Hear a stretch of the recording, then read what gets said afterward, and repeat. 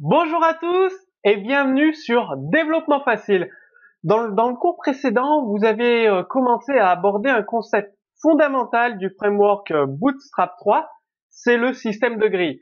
Donc j'ai préféré diviser ce cours en deux parties car c'est un pilier du framework Bootstrap 3. Il faut absolument que vous sachiez utiliser, vous compreniez justement comment utiliser ce système de grille. Donc là, on va aller un peu plus loin, voir les différentes possibilités qu'offre Bootstrap avec son système de grille.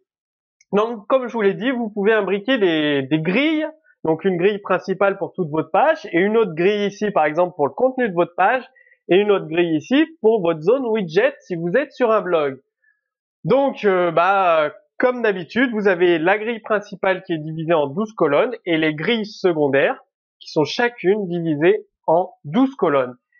Après, il faut savoir que les grilles sont définies en partant de la gauche, donc ma gauche à moi, vers la droite, tout simplement.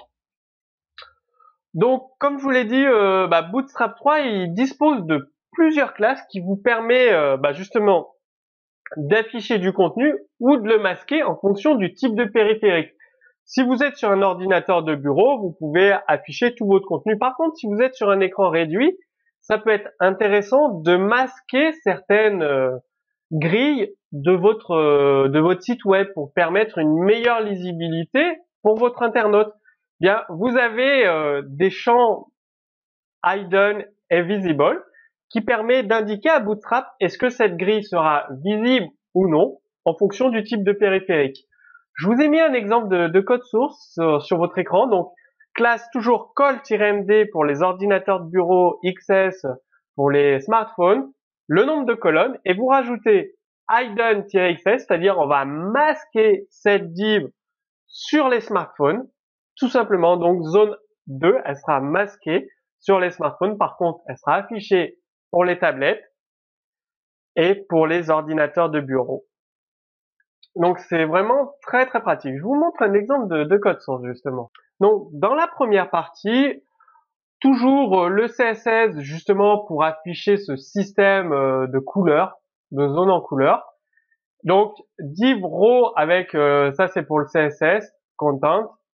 Donc, classe row comme d'habitude pour intégrer le système de grille. Et on a une première grille qui occupe 9 colonnes, donc zone occupant 9 colonnes.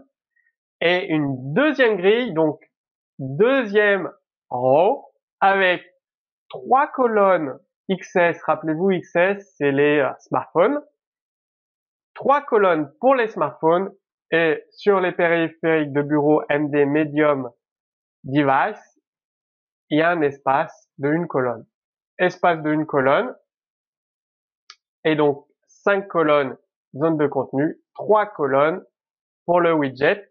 Et si je change la taille, vous avez vu que ça, c'est que MD, donc que pour les périphériques de bureau, medium device, ordinateur de bureau, il y aura l'espace. Sinon, pour les autres, il n'y a pas d'espace. Même pour la tablette, pas d'espace. Et on passe sur un ordinateur de bureau, il y a un espace. Tout simplement. Donc ça, c'est le premier exemple.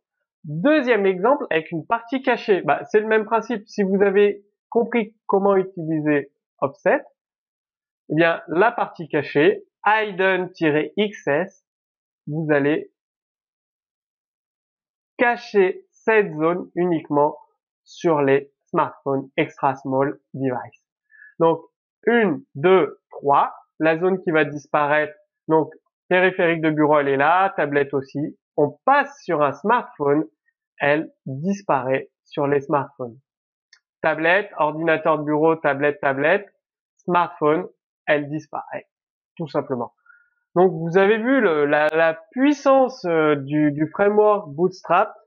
En fonction de la taille de l'écran à votre disposition, vous pouvez choisir de masquer ou d'afficher des éléments, de rajouter des espaces vides pour aérer votre site, et c'est relativement simple à utiliser.